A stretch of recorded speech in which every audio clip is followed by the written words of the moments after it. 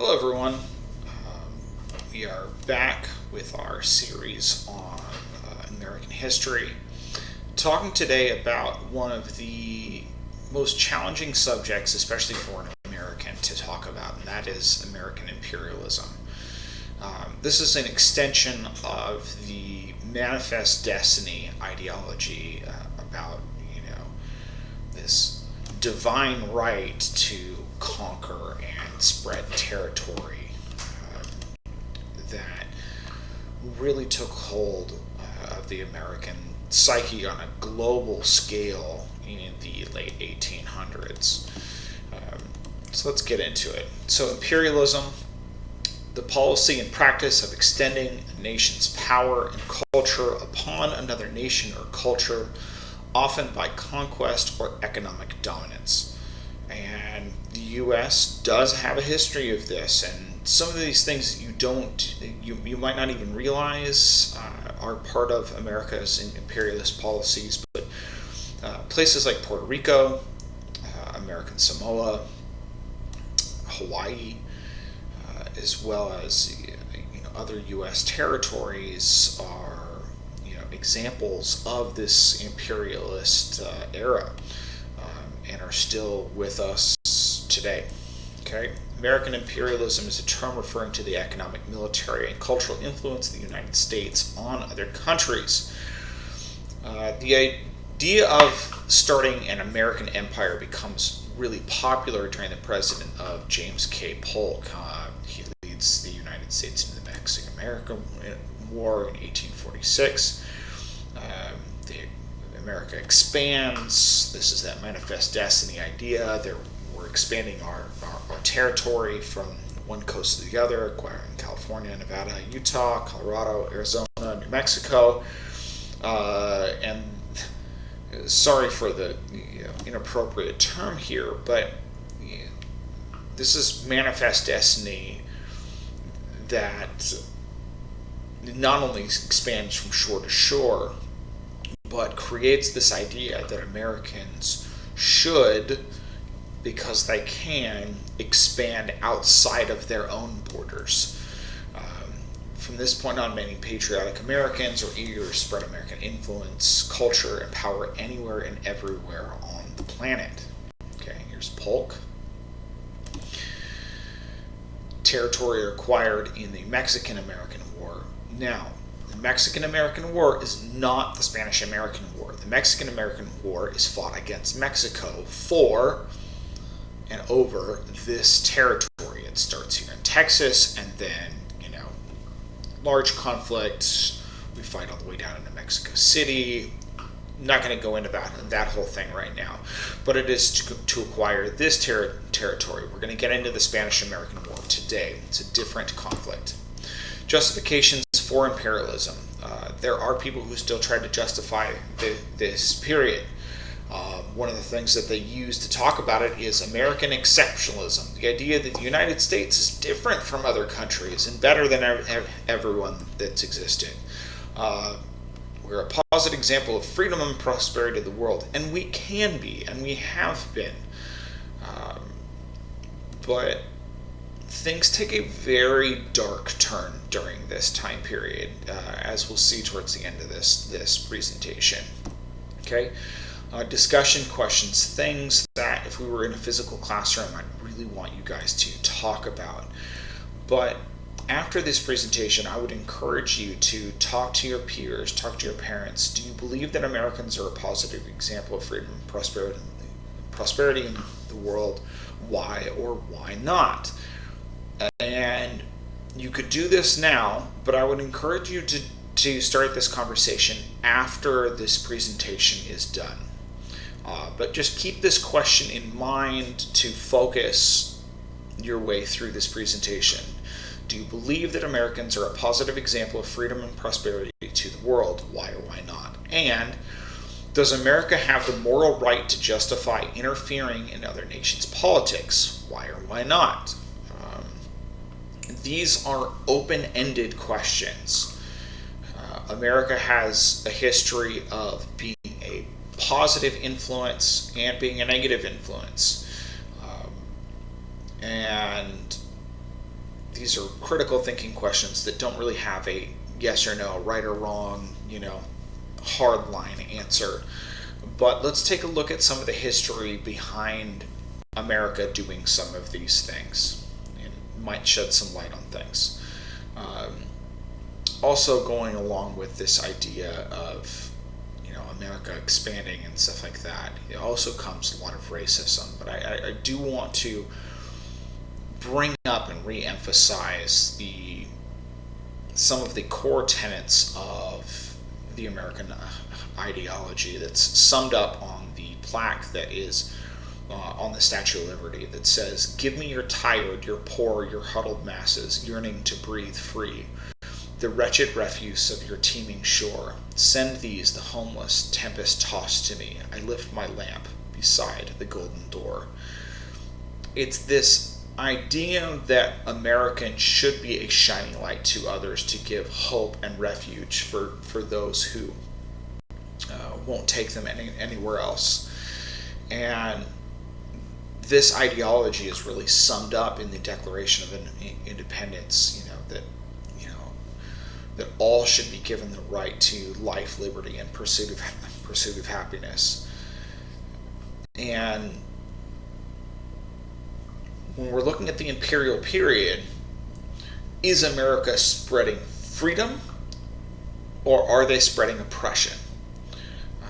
Are we welcoming people in with open arms, or are we suppressing people? That's a complicated question. America is supposed to be about freedom and care for your fellow human being, etc. Let's look at some history and see, have we always done that? Okay. There's this idea of benevolent imperialism. Rather than conquest, build worldwide influence and spread our culture by a system of mutually beneficial exchanges or trade. America in the modern era mostly operates this way. Not entirely. Definitely not. Especially not with the Middle East and some other nations around the world. But we do try to operate predominantly by spreading influence with trade and culture. And America still is a global leader with in spreading culture with things like Hollywood and our music industry and things of that nature, though that has been seen as a positive and definitely a negative force and influence around the world, depending on who you talk to as well.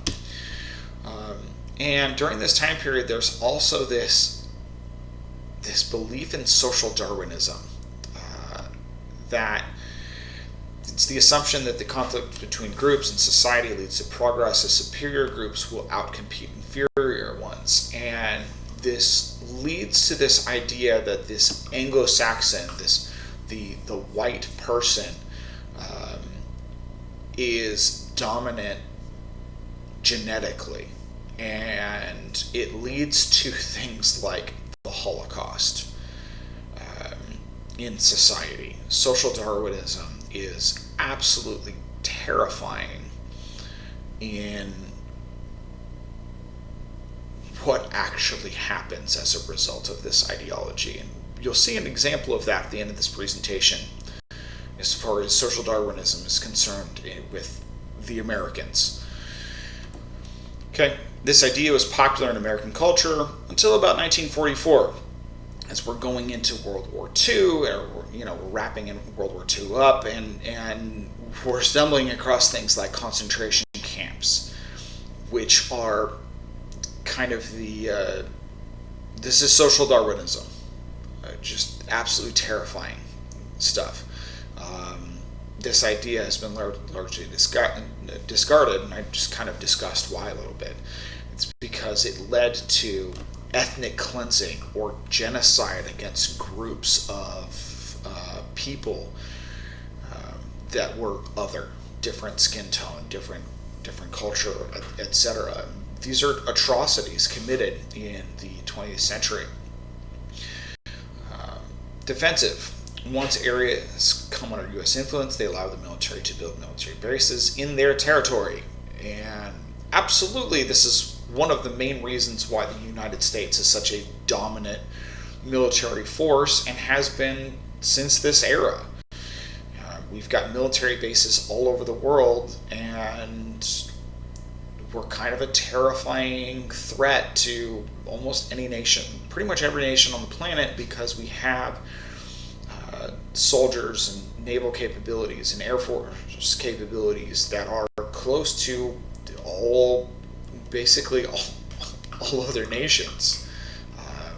We are super powerful, and this is one of the reasons for it. It's not just defensive, it's offensive as well.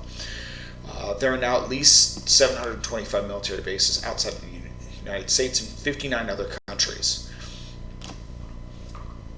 This number goes up and down as the years go by, but we've got a lot of military influence outside of the United States proper. Many of these are in NATO countries, but after World War II, we also have bases in places like Japan. Okay. World Trade Organization, you've got members who we are trading with and trying to spread influence there. Non-participant states, we're not really trading with these people. I mean, countries like North Korea, we're not doing any trade with them. Neutral countries, countries that we have strained relations with, etc. Okay, social Darwinism. This is just a political cartoon. The man says, "What is social Darwinism?" And the woman says, "Survival of the richest." A play on Darwin's, survival of the fittest mantra, but it's not just the survival of the richest, it's survival of the color as well. The pigment, this idea of the pigment of your skin can, tells people about, how intelligent or capable you are. I mean, this is one of the most racist ideologies that has ever existed in human history. And this is a woman refusing this man's proposal, saying you must have a eugenics certificate. Your genes must be up to standard and up to par to even court this woman. This idea of genetic superiority, I mean, it led humanity into a very, very dark place. This is kind of tongue-in-cheek, but this is not. This is the entrance to Auschwitz, and in German up above, the translation is essentially work will set you free. Okay, work is not setting them free in any real sense. They worked these people to death and threw them in furnaces. I mean, it just absolutely horrible, horrible things that happened at Auschwitz. And we're not going to really get into that until we talk about World War II. But this is the conclusion of social Darwinism, is these types of policies. Okay. Shift gears. Let's talk about Hawaii for a little bit. Okay. America has a strong economic interest in Hawaii since the 1790s. Hawaii is strategically located in the middle of the Pacific Ocean, and so it provides a phenomenal port in between the Far East and the West Coast of the United States. And after the Mexican-American War and conquering places like California, and then with the building of the railroads, you can essentially get goods easily from the West Coast all the way to the East Coast, via the railroad, because we own California and all the states in between now. So as we acquire those territories in the Mexican-American War, politicians and military leaders start seriously looking at Hawaii as something that America wants to obtain, because it provides a staging point for trade and military action into the Pacific Ocean with all East Asian nations. America owned sugar plantation, accounted for about 3/4 of the island's wealth. In the 1800s, late 1800s, the U.S. military leaders understood the importance of the islands from a strategic standpoint, want to build a base in Pearl Harbor. They eventually do. American business leaders forced the Hawaiian king to amend laws, making it so that only landowners had voting rights, and that Americans were subject to only American laws, even though they were in Hawaii in another country at the time. Hawaii is not annexed as a state yet. When the king died, Queen, and I might be butchering this, but I'm doing my best, Lulukalani,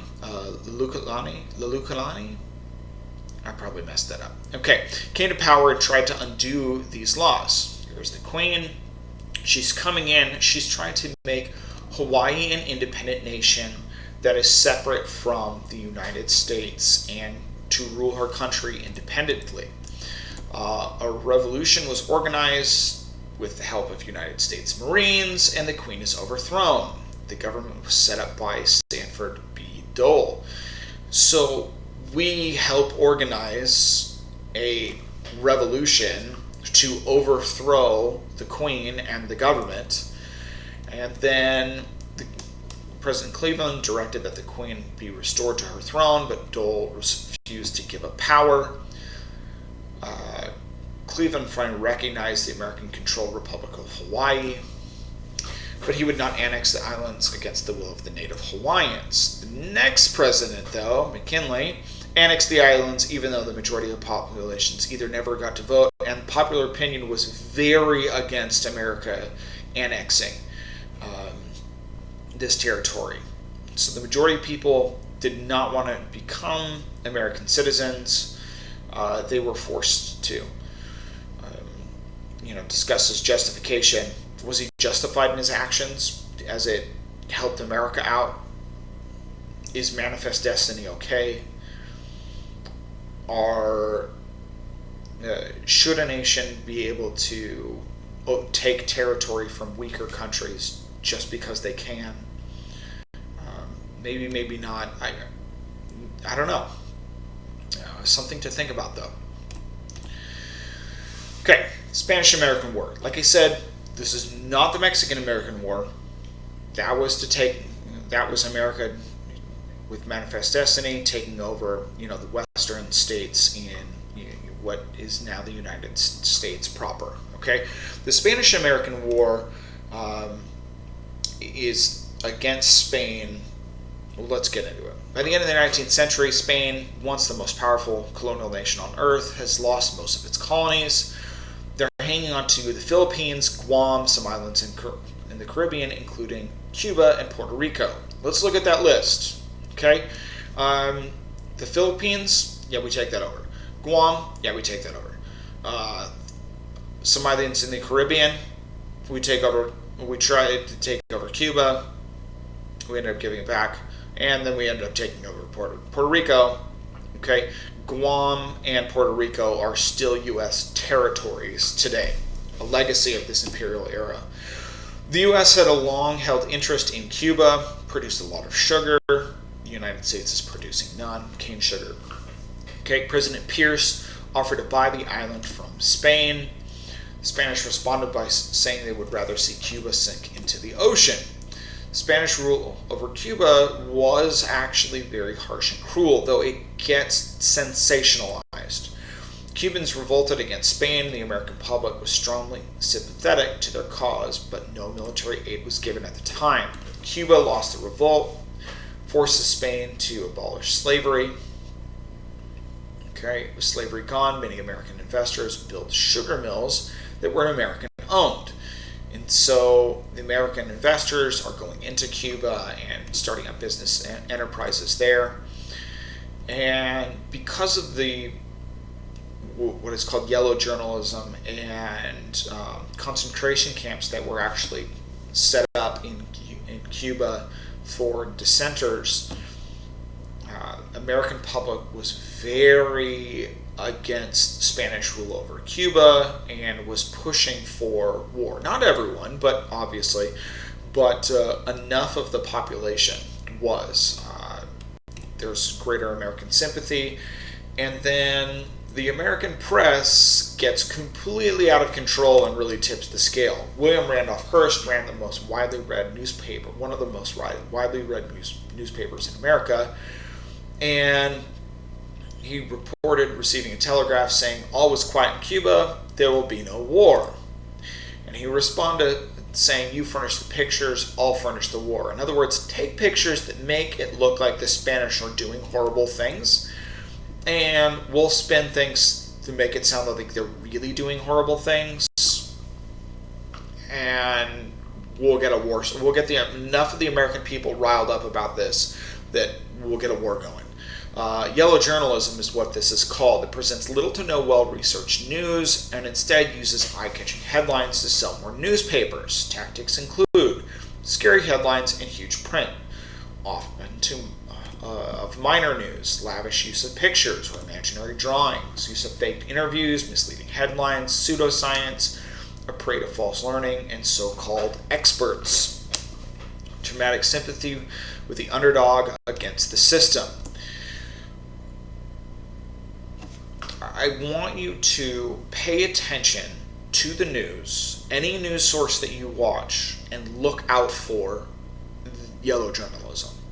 This is something that, news organizations are businesses, and yellow journalism sells newspapers and subscriptions and advertisements and gets people coming back. It's entertaining. But it's very, very dangerous when you talk about fake news. This is what they're actually talking about. This is real fake news. So be very wary of the news that you are consuming, and I would absolutely recommend you check multiple sources before checking the box on, storing something in your memory as true or not, just based on one news source. Americans were outraged reading stories of poisoned wells, children being thrown to sharks, and all sorts of outrageous things. Despite the outrage, McKinley made diplomatic efforts to avoid the war, at least initially, sending one of his best battleships to Havana on a goodwill tour. He's just checking in, okay? This ship is called the Maine, and no one knew why the explosion happened to this day, but it killed 260 men. Now, it's the most common theory is it was like an explosion in the boiler room that sunk the ship, that it was just a freak accident that this ship blew up at all, and that it did it in, Havana in the harbor. It's very unlikely, based on the research that has been done on this, that there was any foul play involved. But the newspapers come out saying the warship Maine was split in two by enemy's secret infernal machine, and this cry goes out across America. Remember the Maine soon becomes a battle cry, even though Spain agreed to almost every demand. As soon as the U.S. declared war on Spain. So the United States declares war on Spain over this. They make demands of the Spanish. Spain actually accede. They actually give in to those requests, and we go to war anyways. This is the Maine. Prior to the explosion, this is an artist's rendition of what happened. This is part of that, yellow journalism. It's sensationalized. You're not going to have these columns flying in the air like that. But it is what it is. Okay. War with Spain. The United States surprised Spain by attacking the Philippine Islands. Spain had expected an assault on Cuba. Strategically, is if you have this imperialist idea that you're going to be taking territory, and you should, attacking the Philippines was a smart strategic decision at the time,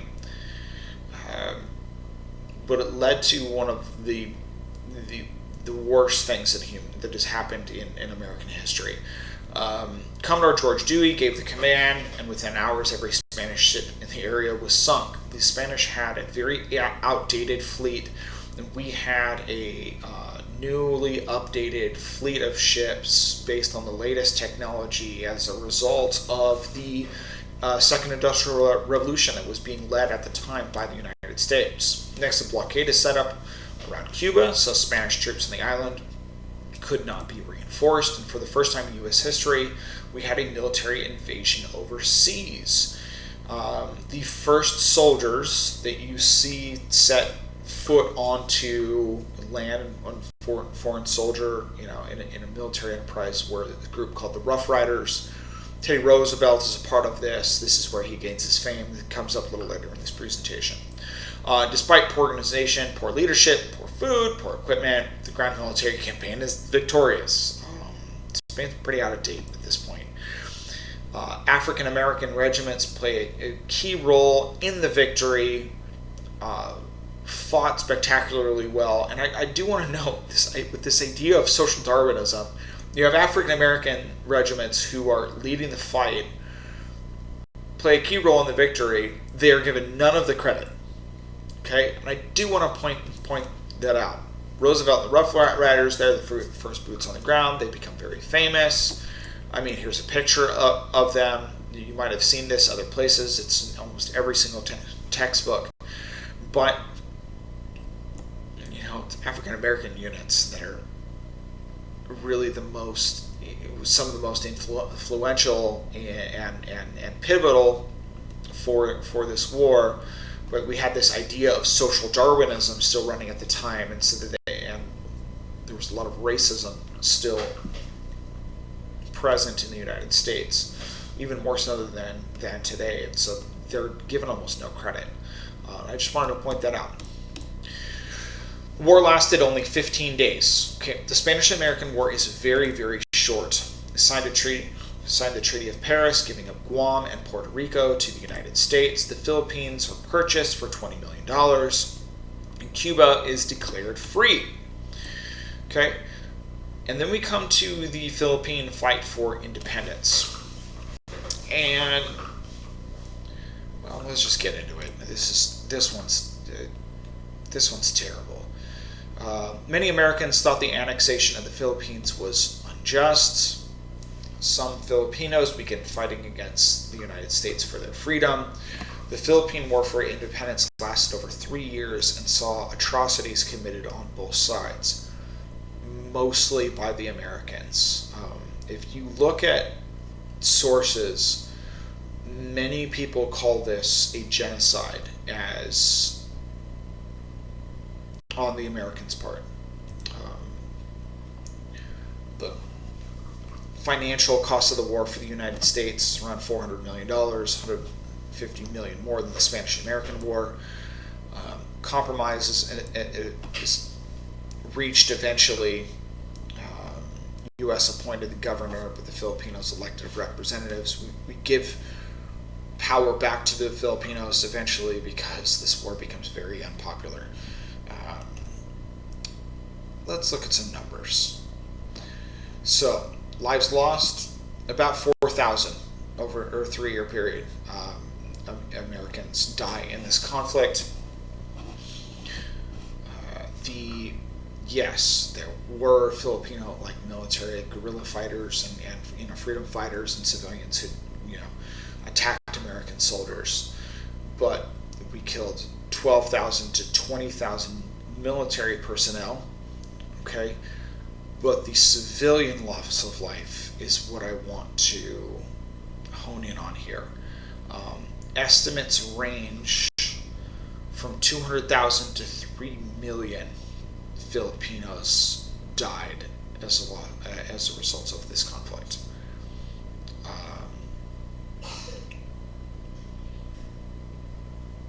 If it actually is true that 3 million Filipinos died, in most definitions that would be considered a genocide. The numbers they range widely, but there was a lot of civilian casualties in this conflict, and this is not America at its best. This is Americans waterboarding and torturing a Filipino person. And this is a mass grave. And that's kind of what we're talking about here.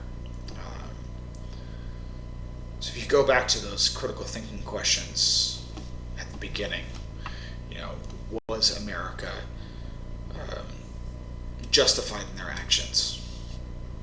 Is America justified in getting involved with other nations, militarily, etc.? I don't know. In the modern context, we're not the same country we were in the late 1800s. Absolutely not. We've grown a lot, but this is horrifying, and is an atrocity. No matter, I don't care who you talk to. That's an atrocity, and as an American, as a former American soldier, this is kind of a black eye in our history. And the reason I want to talk about it is because I don't believe that truth should be kept in the darkness. I believe that the only way to truly learn and grow and make sure these kind of things never happen again is to make people aware of them. And I truly believe that we have a higher calling as a nation. We should be a symbol of hope and freedom, and this is not that. I'm going to basically leave us off there today, but as you go forward, just be thinking about, when you're voting and thinking about where America should be heading into the future, and thinking about getting involved in wars and things like that. Be conscious and cognizant of America's history, at home and abroad, and sensitive to other nations' perspectives of us, and that Americans have committed atrocities in the past. Can we learn and grow and be better? Absolutely. And I swore to defend the Constitution of the United States and against all enemies, foreign and domestic, for a reason. Because I believe in this country. And we can do better than this. All right. Ladies and gentlemen, thank you for tuning in today. I will see you guys later.